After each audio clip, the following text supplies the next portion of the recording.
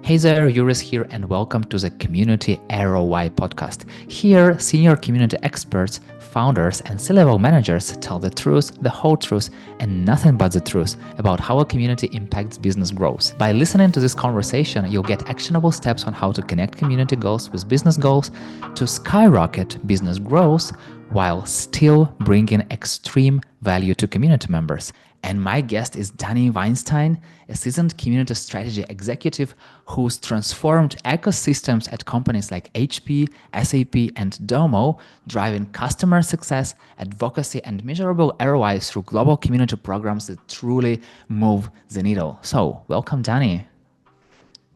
Yurii, great to see you again. Appreciate having me on your show, and glad we can make this happen on short notice.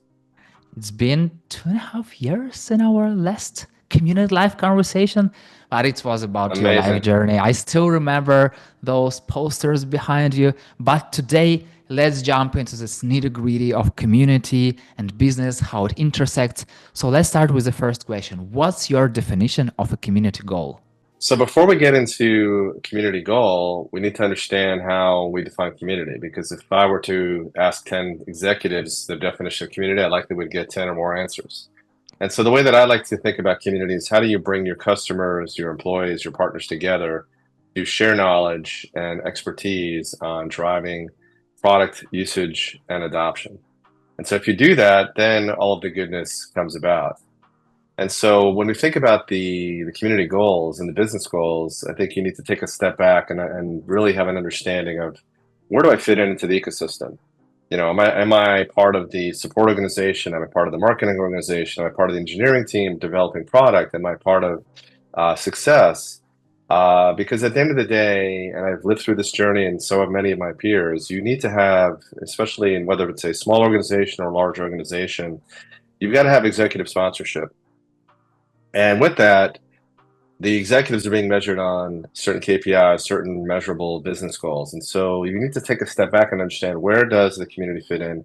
How does the community add value, not only for my customers, but what does it translate into for the business? And so, for example, if I'm in when I was in my early days of community and HP support organization, our North Star was support deflection. So that was very clear. And so, getting answers and driving answers and solved answers in the community was very key in order to drive that value. But again, it could be that you're in another part. So having that understanding of where you fit in and making sure that you're getting executive buy-in in the vertical that you're part of, and then you can start looking at where else can community drive value, because at the end of the day, community can drive value across the entire business. So, and this is very true. I recently was interviewed or I provided a quote from Mark Birch in his new version of Community in a Box, and we talked about this. And again, the key question was, what was the one thing I wish I knew when I started my journey? And it's exactly that. It's understanding the value of community and being able to identify it, measure it, and communicate that back up the food chain. You told that community may sit under different teams. So who defines where exactly sits community? That's a great question because I've been in various organizations, and so I mean, in an ideal world, community should be a horizontal that's driving value across the entire business. But in reality, many times that's not the case. You have typically one or two leaders that see the value, and they, of course, want that for their immediate vertical. And so again, you could be hired into marketing, you could be hired into support, you could be hired into operations and customer success. It could be a DevRel role, which is driving value for the engineering team and product development. So you need to be conscious of where are you being hired into? Because at the end of the day, you first and foremost need to be driving the value for the organization that you're part of. Once you have that beachhead, and you're driving value and you're satisfying the needs of the immediate organization, you can then start to identify other value that you're driving across the business and get those executives involved in the conversation. And the more that you're able to successfully do that and establish now more value for support or for knowledge, for education or advocacy to drive success and for sales and for marketing, you're then going to get more buy-in and more executives and leaders at the table to then say, hey, this is actually very important for the business, and actually ante up some of their budget. So that's sort of blue sky. You reminded me of this talent show, like America Got Talent or like Name Country Got Talent, where there is a community team coming on the scene, and then there are different executives from different teams sitting backwards to you, and then who will turn first and who will work with you, who gets the most value out of the community. But still, I'm Yeah. curious, what is one goal of the community you are working with or worked before that inspires you hmm the most? Sure. So, I came up with this, MSE model some time ago, and there's really four big pillars in community that I see, and it's not limited to just these four. So, I mean, you have essentially, um, especially as you're building on a new community, some of the early quick wins are likely going to be in support deflection. Customers are going to navigate to the community to find answers faster than they would in a more preferred manner than necessarily contacting support. So that drives drives deflection for the business. As you start to create great content and solved articles and solved answers and best practice discussions, those then become knowledge-based articles, which then the education team can use for their learning journeys. They also become use cases for marketing. I think the biggest one and probably the most exciting, and this is the one that I think drives the most excitement across the business, is really the super fans and the advocates for your brand. And this is not something that just happens overnight. This takes time. It takes a lot of nurturing. It takes a lot of engagement. It takes a lot of having the right processes in place. And it's not just we're no longer in a destination or a forum world where you've got a community dot sap.com per se. It's really the community everywhere strategy. So it could be your home base. It could be you need tools like a common room, for example, where excuse me, your top 3 to 5 channels may be GitHub and Stack Overflow and X and LinkedIn and YouTube, whatever those may be. Having the tools in place that can actually track the conversations for your brand, but also helps you identify who are those most engaged members in those channels. And then lastly, it's the in-person. We're seeing a big trend back to in-person events, working closely with the events teams to understand who's showing up at my events and where are they in my ecosystem. And regardless of what channel we're talking about, you've got to have connectivity across the business with your CRM. You need to know, is this a top 5 customer? Is this a prospect? Is it someone that's a new customer that's emerging? Because it provides relevancy. So with all that, if you're able to actually curate and nurture those top 3 to 5 percenters who are passionate about the brand, they are real knowledgeable, they want to get better at using your product and platform, they then became gold for the business to speak at your events, at your webinars, to show up at your user groups, to get on customer reference calls, and then because of that they are now influencing purchase decisions at the brands that they are at, but also they're influencing their peers. So I think again, I'm a people person, I'm a people connector. I find that value opportunity, a value proposition to be the most exciting in the community world, because again, it's bringing your most passionate brand advocates together, and they're going to give you information that's just gold, whether that be good or bad. And they're going to tell you when you're doing things great, and they're going to tell you when you suck and how to get things better. And so if you're able to actually nurture them and embrace them and bring them together and really showcase them and champion them, then it drives a lot of value for the business. And I think that becomes, for me, that's the most exciting element in the community world. But again, people are having this misnomer like, oh yeah, we'll launch a super fan program. It's going to happen next quarter. These things take quarters. They take years to really develop, nurture, scale, and maintain. Talking about brand advocates, what are specific actions do you take to reach that goal of creating these brand ambassadors, brand advocates? Sure. So in traditional, let's say traditional in your home base, can be community at that hp.com as an example.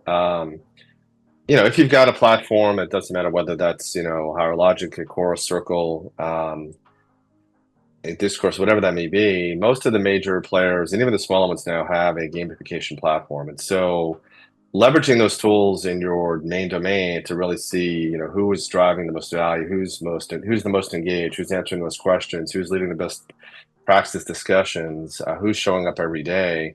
they're going to show up on your leaderboards. And so that's sort of a inherent way to automate identifying those candidates. And as you're doing that, you're then, taking actions. The moderation teams developing one-on-one relationships with them in direct messaging.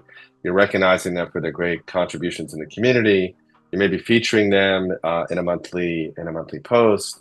And over time, as you're starting to do that, especially again, if you're in a new community, you're having in the first year, the second year, you're starting to have a community stars event. So we used to do this at Domo. We had initial first year, we had a lunch, and it was a happy hour, and became one of the most exciting events at the annual conferences. And so, doing that, you can't pay them, because if you do, then you're becoming illegally, you're treading grounds on them becoming an employee. But you can recognize them in many ways. So it can be great awards, it could be really cool, swag. It could be getting the front row seats at your conference. It could be, again, Trailblazer does a great example of this, where everyone's striving for the golden hoodie and having Benioff given to them on stage. When I was at Domo, we created again, the community was called the Dojo, and it was a martial arts gamification structure. You would come in and you'd be a visitor, and then you'd start with a white belt and ultimately reach a black belt status. And so in my last year at Domo, each year we had a beautiful framed award. We would get, like branded AirPods, let's say from the executive experience from my top 5 members. So let's say, the top solution author, ideation champion, most liked author, etc. And my last year in Domo was 2019, we didn't have budget for that. But it was the first year we had 5 black belts. And so I went to my son's martial arts studio, and I said to them, where do you guys procure your belts? And they connected me to the vendor in the Bay Area, and I procured 5 real black belts. And I had Domo brand on one end, Dojo on the other end, and I had their community handle in the middle. And nobody knew about this award except for me. I had them all wrapped in a blanket. And so we had our big step and repeat wall. We had the big awards. But then when I took out the belts, people went crazy. And they're like, well, how do I get one? And it was like, I said, you got to earn it. So again, with that, having things that just show incredible recognition and giving them, again, the rights to be front row at the conference, or having, put 60 seconds with the CEO on stage, having them speak at user groups, webinars. But then even over time, especially for teams that are managing user groups, there's no way most companies can scale user groups into thousands, into tens of thousands. The only way to do that is to embrace your community to run them. And so over time, as they become trusted members, you then give them the keys to the city and say, you know what, well, we're all going to show up in Chicago once or twice a year, but maybe once a month, you and your friends can get together, and you trust them with that ability. Also, permissions in the community. So that's sort of the core domain. But the same thing can be done relationship wise with, like I said, like a common room application, where you're managing the engagement with those customers at those events, and again on those channels. So there's channels outside of your core domain. You're taking sort of the same actions. And then lastly, personas are different. And so some people do not want to necessarily be a digital keyboard warrior. They are only going to show up at in-person events. So who's showing up every month at my event in Chicago or San Francisco or in Kiev, for example? And so understanding, who are the most present and engaged at my at my events, and recognize them in those ways as well, to do similar activities. What do people get for themselves out of this public recognition? Like how does it benefit them? So again, most of my experience the last decade has been in the B2B world. And in the number one reason why B2B professionals spend time in community is to learn and grow with the brand. They want to get better at using your product and platform. And so they also want to be recognized as the top expert. And so as they get that recognition in the community, they're earning badges, they're being showcased as, being a black belt or getting a golden hoodie, they're now perceived as being an expert with, Domo, Salesforce, SAP, whatever that may be. And with that, they want to get that on their resume so that they can get promoted at the job that they have, or get recruited across the street to their competitor. So that's the number one motivation. And so by having this recognition, and even access to the engineering team, so now they may be invited to the customer advisory board, or they may be a beta for an early release of a new software that the engineering team doesn't want to put out in the full public, but they want to test it with a set of trusted users. It's the same thing. They feel like they're part of the team. So it's all about that recognition and that it ties into the fact that they are now perceived as a known expert. I went back to internal teams. So you were talking that community is more of a horizontal thing, and it works with, I believe, with every team in the company. But from your experience, Sure. what teams do you usually work with while building a community, and how exactly community impacts them? Sure. So, when I came into, for example, when I came to Domo, I was part of our chief operating officer's organization. We were building out a brand new community team, but for example, the education team was in its infancy. But under Steve Wellen, we had you had support, you had education, you had the customer success teams, and so it's kind of building out this roadmap of value. But the key was really getting in front of the relevant owners for driving those value propositions. And so as we were starting to, drive value for the support organization, and working closely with the heads of support to develop processes. Okay, as content is becoming available in the community, and getting great answers, they would mine those and create support articles. The support teams would then actually be looking at information in the community, so that would actually add value and make their operation more efficient.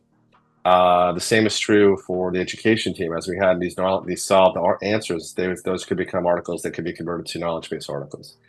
Um, Again, working across the organization with the marketing team, as we started to develop these stars in the community, we then had candidates that could speak at, get on customer reference calls. They could be speaking at events. They could be hosting, speaking at user groups.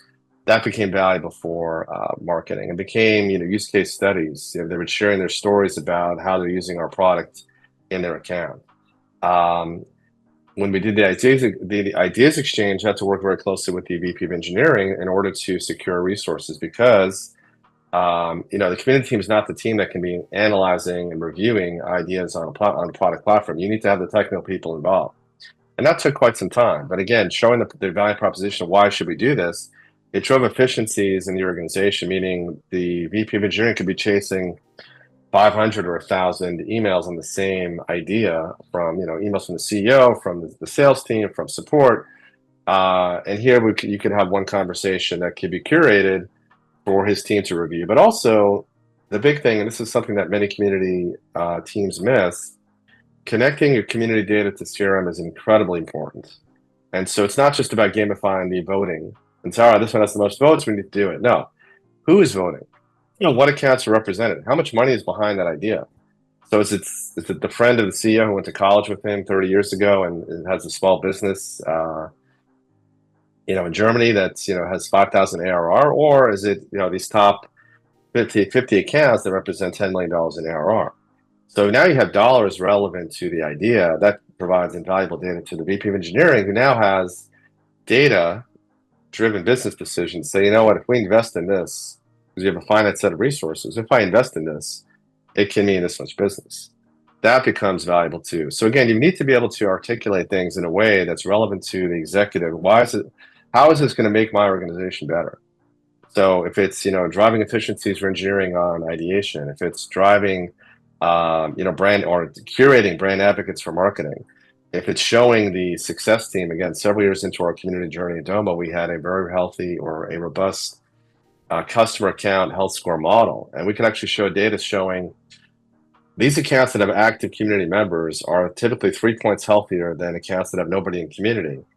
The CSMs then become excited. They're now driving and pushing their customers to go join the community, because they realize it's going to be impactful, because it's going to increase the odds that their customer is going to upsell and retain, and not churn. So again, it goes back to the value and the ROI for community. Why, where's the value for me in the organization? How is it going to make me better today? How is it going to make my customers better? How is it going to improve, help me reach my business goals? If you're able to articulate that and talk that language, then you'll be more successful. And it sounds like you have data from the CRM because of community connected with it. And still, how do you present this data to management, to other teams? How do you talk about community success internally? Sure. So at a very high level, I mean, you want to take a step back, especially if you're connected to CRM. Let's say you've got 1,000 customers in your portfolio. You want to have a snapshot of, okay, well, of the 1,000 accounts, well, how much adoption in the community do we have? Meaning, of those accounts, do we have an active member in the community? Is it 300? Is it 500? Okay, let's say it's 500. So that means we have 500 accounts that have nobody in community. We can then help work with the CSM's teams to prioritize, okay, what are the most important accounts that are potentially at risk or that need help, to work on getting them into community. So that's sort of number one. Number two, you can take a lens to really drill in. Okay, those accounts that have the most active members, look at what's happened in those accounts, and because of their activity and their knowledge gain, and it's driving platform or product adoption and usage, they're more likely to buy more and upsell. And so, highlighting those use cases and talking about that with the marketing team, with the sales team, with the executive team. But even, again, you can even do it a more focused one on ideas that have been adopted and who drove those ideas and what accounts really wanted them. Did that have a direct impact on their retention? And so again, it goes back to, what does it mean? What was the impact on the business at the end of the day? And so having that data tied to who is in the community and where are they relative to my business is incredibly important. You know, I really wish that community teams were like these fairies that are flying around other teams and just spreading like magical something, magical sand, and just making everything's better, business grows and everything grow.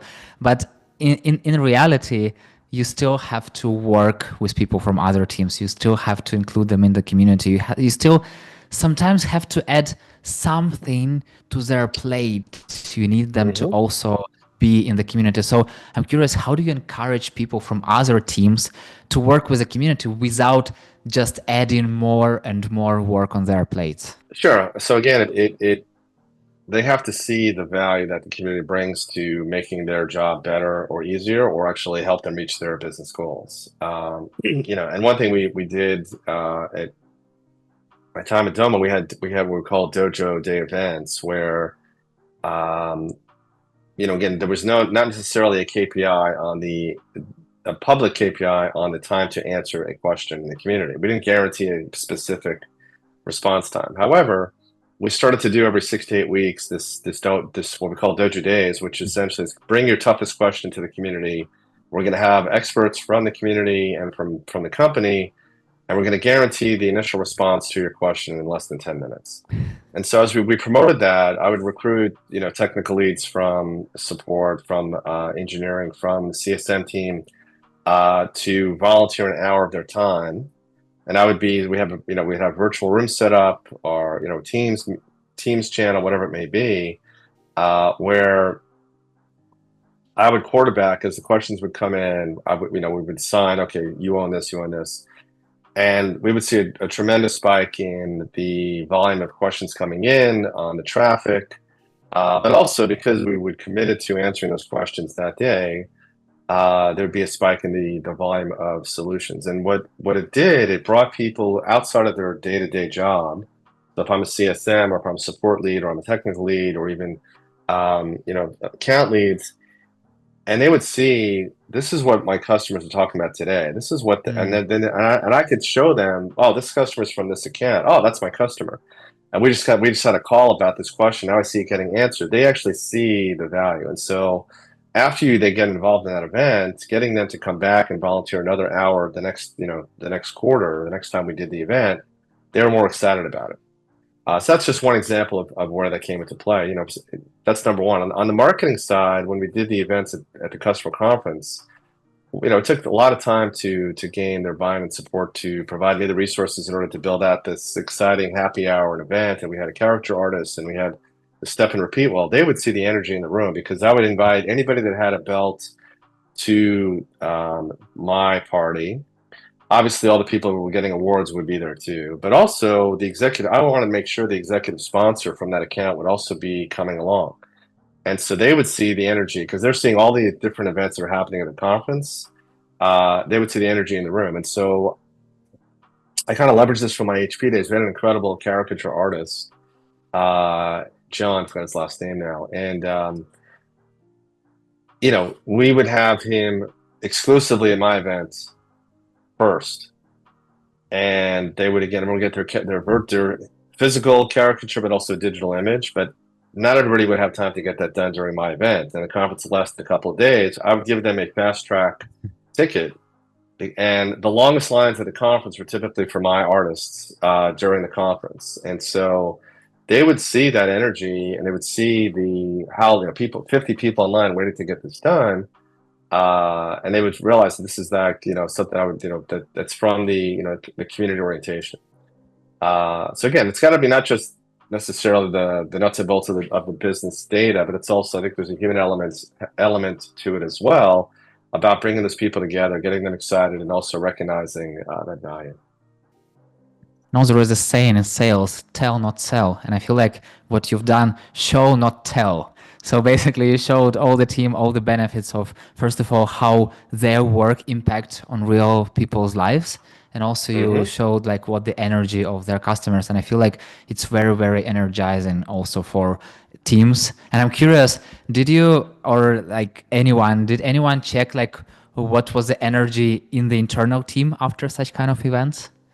Two things. One is that consistently, I would have people ask me, "How do I get into your happy hour at the conference?" Both internally and externally, and even for the Dojo Day events. Just again, the people like when is the next one? Not waiting for me to reach out, but actually reaching out to me to say, "How do I sign up?"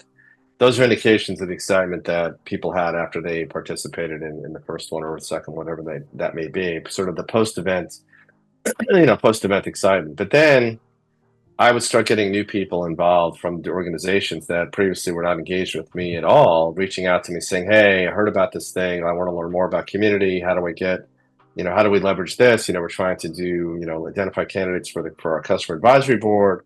We're trying to do, GT reviews." So things that were out of my wheelhouse, per se, out of my responsibility, getting that outreach from other parts of the organization to get involved, or even to feature them with a podcast that, let's say, our CEO is considering to do, whatever that may be. So again, it's really the percolation of the excitement coming from new places. That's another indication of sort of a success metric. Dani, I wish to have the sky's the limit, but time is the limit. So the final question. What is one thing to do right away for someone struggling with identifying their community ROI? So again, you need to really take a step back and simplify as much as possible. Where is the value going to be, particularly in the short term, if we bring our customers, employees, partners together to share knowledge? And again, that's online, offline. And as you're able to start to identify that value, whether that be deflection, whether it be advocacy, whether it be content creation, or innovation, creating a beta community to drive innovation, especially if you're a Series B startup and you're trying to develop a rapid fire roadmap. It doesn't have to be millions of people. You need to start small. It can be high quality, but at the end of the day, it needs to be, what is that value? Being able to identify it, articulate it, measure it, and communicate it. Those are the keys to success. If you're able to do that, then you can sort of, repeat that again and across your journey as you start with, one, it's again, having that, there's a famous book by, what's his last name? Jeffrey Moore, Crossing the Chasm. He talks about establishing a beachhead. So you're sort of crossing, you're trying to reach an island, you're crossing the channel and raising that flag. That's considered your beachhead. So you need to have that first value out of that first beachhead of value. So it can be one of those pillars. As you're starting to do that and showing value, you can then start looking at what's the next beachhead to capture, and you have sort of this progression. But it goes back to, again, being able to, it's not just about generic numbers of page views and traffic and solutions. It's about what is the value driving, identifying it, measuring it, articulating, and communicating that into the business. That's your key to success. I think that's very true, again, as you're starting out in your early journey, but it's also true as you're becoming a veteran in the business. And last but not least, name 2 people I should reach out to and talk about community ROI.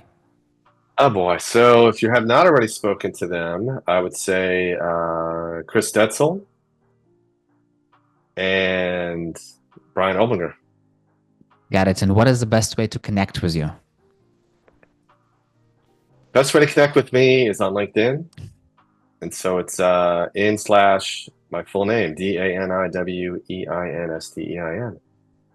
Got it. Dani, thank you very much. Thank you so much for this conversation. Thank you for sharing your wisdom and experience with community professionals, and not just community, with founders and C-level. And I hope that it will help them to understand how important community, how engaging community, how it brings value to the team, not just externally, but also internally. And yeah, let's just make this pie bigger. Yeah, it was great chatting with you. Appreciate the conversation and hope you have a great rest of your day. Yeah, thank you very much. And yeah, see you in the community world. And thank you so much for listening. If you have any questions about how the community can help you reach and overcome your business goals faster, let's connect on LinkedIn and talk about it. That's it. We're done. See you in the next episode.